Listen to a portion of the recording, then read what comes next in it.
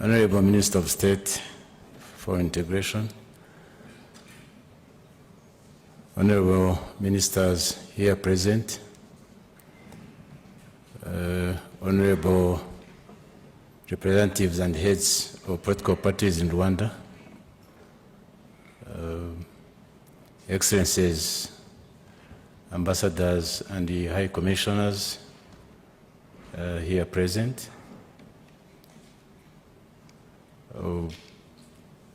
comrades that have been with us in the Congress of Pan-African Movement, welcome back for this session. We shall start by doing it the Pan-African way. When I say Africa, we all raise our fists, pump the air, and say unite in spirit and body. Africa, unite. Africa, unite. Africa, unite.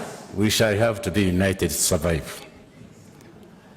Today we have had an opportunity to craft two important events: the Congress of Pan-African Movement Rwanda chapter and celebrating the African Liberation Day.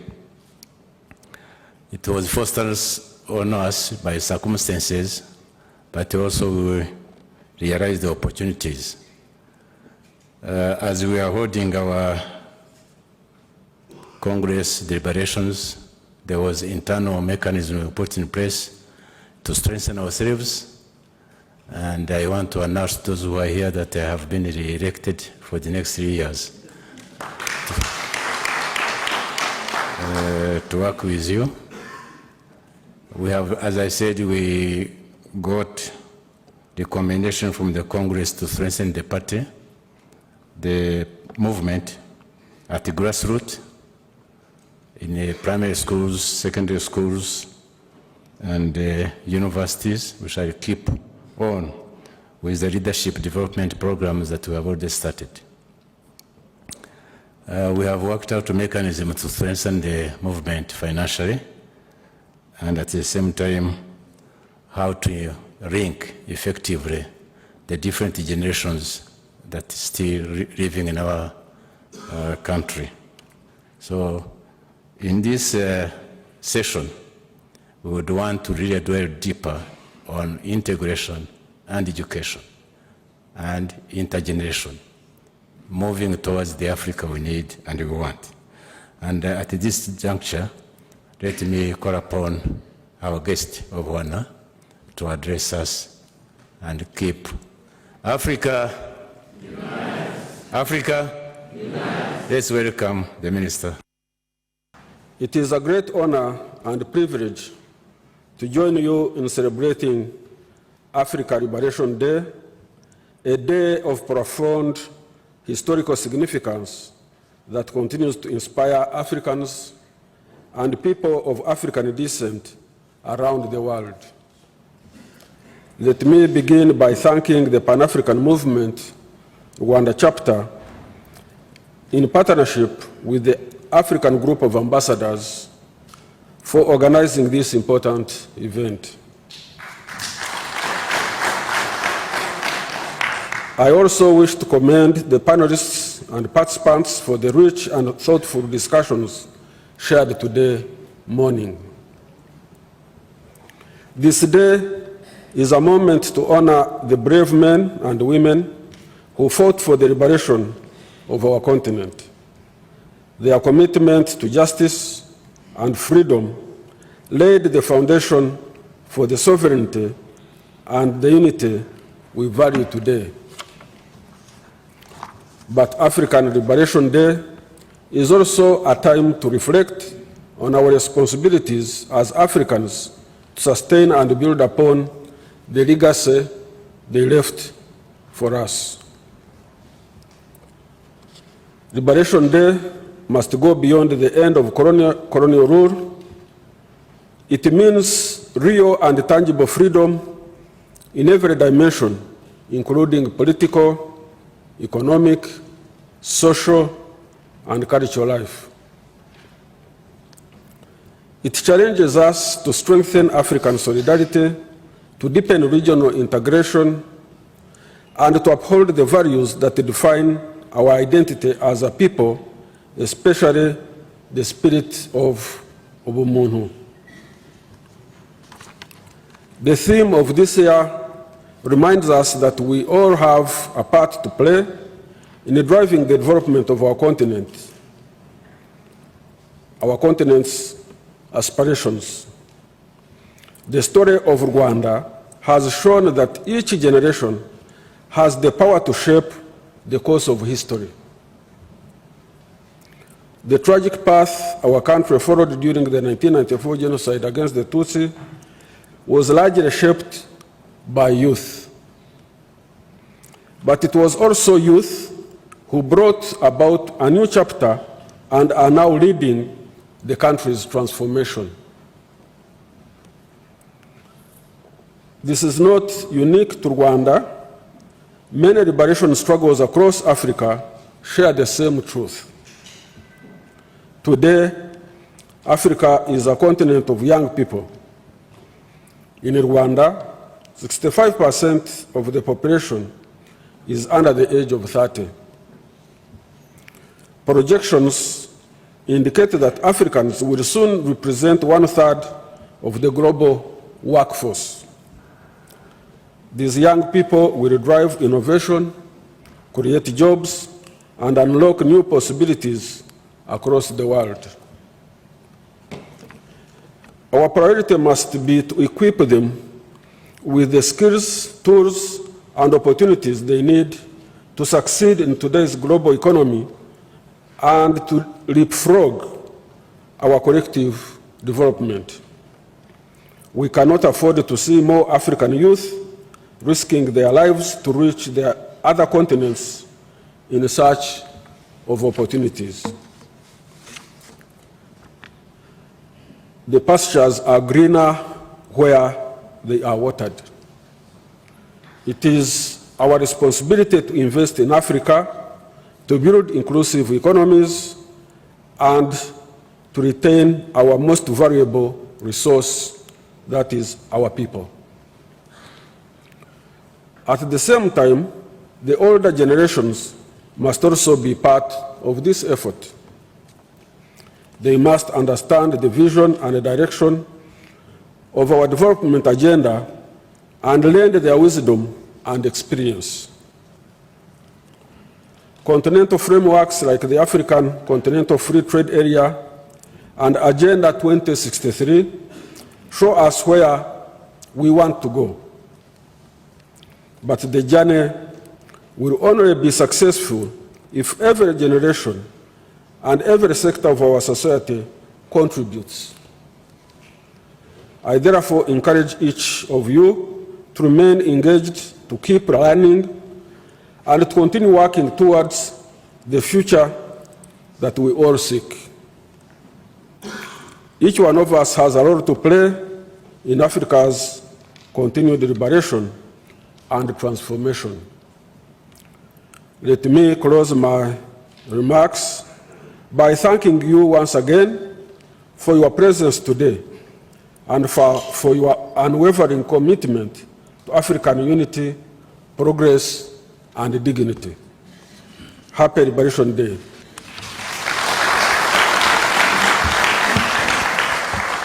Africa, Africa. Members of the Pan-African Movement Rwanda chapter, distinguished guests, ladies and gentlemen, warm greetings and happy Africa Liberation Day to you all.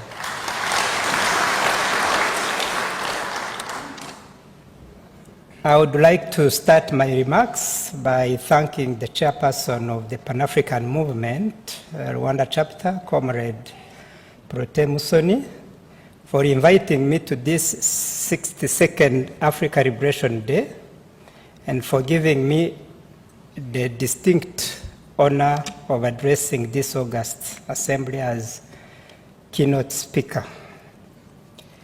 Those of you who had received the initial program of the event, we're expecting to see and listen to a much more distinguished and experienced public speaker in the person of Dr. Donald Kaberuka as guest speaker. Unfortunately, he was not able to be with us today, and the chairman has given me the huge task of filling the gap of his absence. I apologize to those of you who are already disappointed with missing the opportunity to hear from Dr. Donald Kaberuka's inspiring perspective on this year's theme of Africa Liberation Day, i.e., intergenerational approach to development, a panacea for stability and economic independence of Africa. A theme that I find to be an invitation to all of us to think of Africa liberation not as an event of the past, but as a living process that must evolve across generations. Honorables, Excellencies, ladies and gentlemen, Africa Liberation Day is a day that should be sacred for all Africans, a day that should serve as an opportunity to reflect on our past struggles to liberate our continent and to salute and honor the fathers of our country's independence. These heroes of Africa's independence were only armed with the conviction of the justness of their cause, as well as their courage, resilience, and readiness to pay the ultimate price. Yet, they were able to face and defeat extremely brutal and heavily armed colonial powers. May I make a little correction? I'm the acting dean of the African Group of Ambassadors, because the dean of the African Group is the ambassador of Senegal, His Excellency Doudou Sow, who is not around. Thank you. Honorable Minister of State for Regional Integration, Honorable Chairperson of Pan-African Movement in Rwanda, Honorable Ministers, Your Excellencies, Ambassadors and High Commissioners, distinguished guests, ladies and gentlemen, all protocol observed.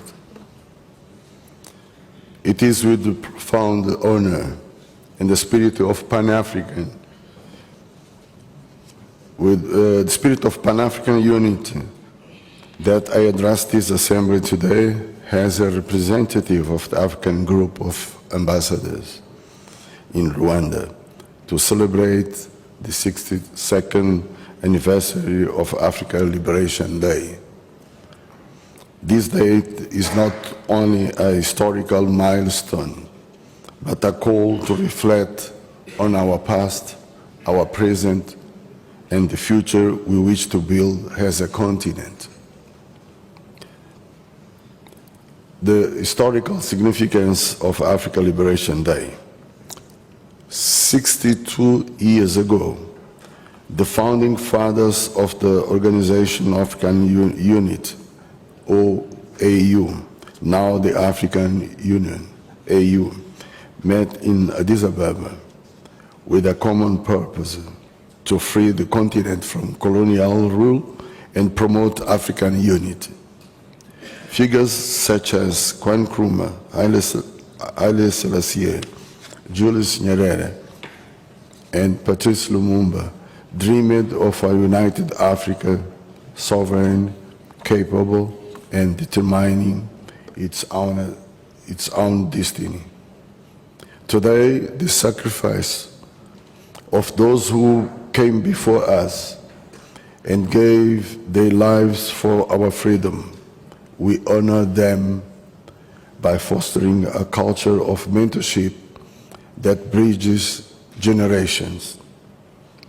By facilitating dialogue between current and past leaders and emerging talent, we ensure that wisdom is passed on and the new perspectives are infused, empowering the next generation to lead with purpose and integrity. Africa Day transcends national boundaries, symbolizing our collective identity and aspiration. Those who have joined us yesterday can witness that there was only Africans on the marathon we did yesterday. It is an opportune moment for African nations to collaborate, sharing resources and platforms that foster mentorship, creating initiatives that can nurture emerging leaders, creating a network of informed and committed individuals ready to drive regional integration and development. The spirit of liberation celebrated on Africa Day is a powerful catalyst of intergenerational dialogue. It reminds us that our freedom was achieved through collective efforts and vision.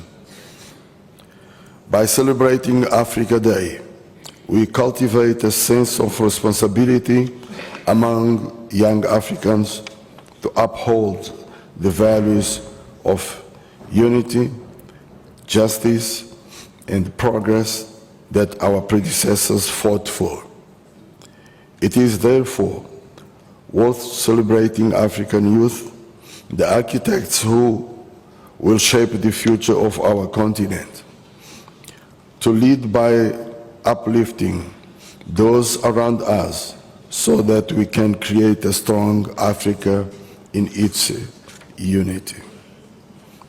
However, it is not only their responsibility, but also that of ours and of future generations to endorse the values and the vision of what we want Africa to be, by taking responsibility of our sovereignty and good governance, as well as to strengthen our ties by fostering cooperation among African states.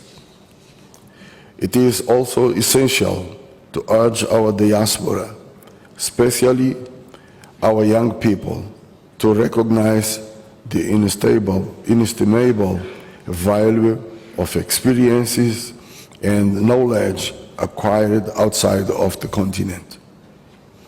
May every young African in the diaspora see themselves not only as a child of Africa, but also as an agent of its rebirth, bringing innovation, sustainable solutions, and a firm commitment to the development of our continent.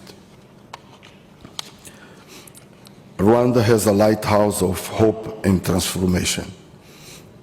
As we celebrate Africa Day, we also celebrate Rwanda, a living proof that an African renaissance is possible. After one of the darkest chapters in our history, this country has not only risen, but has become a model of reconciliation, effective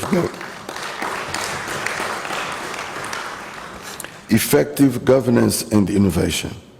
We recognize all the commitments by His Excellency President Paul Kagame in its implementation of the objective of the African Union.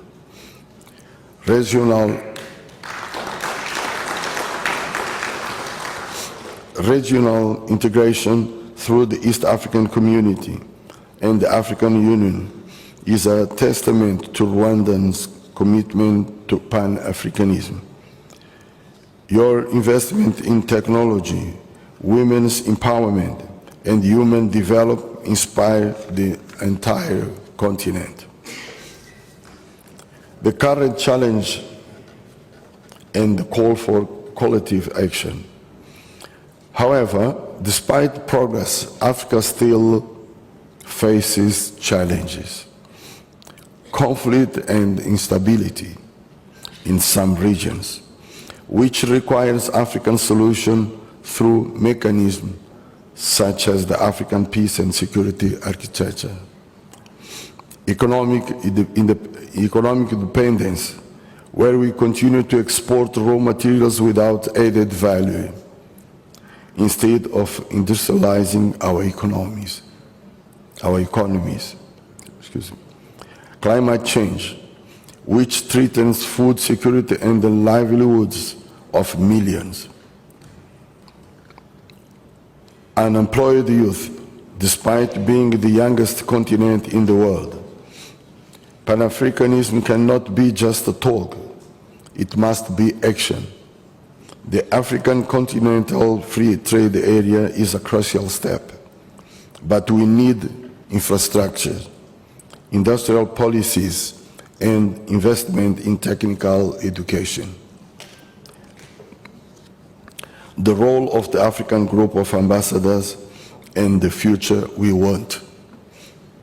As heads of diplomatic mission in Rwanda, our African Group is committed to strengthening South-South cooperation by promoting intra-African infrastructure and investment, supporting peace and security, learning from examples such as the Rwanda reconciliation process, advocating for a united African voice in global forums. Excellencies, ladies and gentlemen, before concluding, I would like, on behalf of the African Group of Ambassadors, to acknowledge the opportunity given to us by the government of Rwanda to celebrate this moment event. We also would like to congratulate the Pan-African movement Rwanda for its significant impact on the celebration program. May I also congratulate and thanks to the media, which is the responsible to spread what discussion we had here and how the program of celebration is taking part. May this day remind us that, as Kwame Nkrumah said, the liberation of Africa will only be complete when the continent is politically united. We wish us all a happy and joyful Africa Day. Murakoze cyane.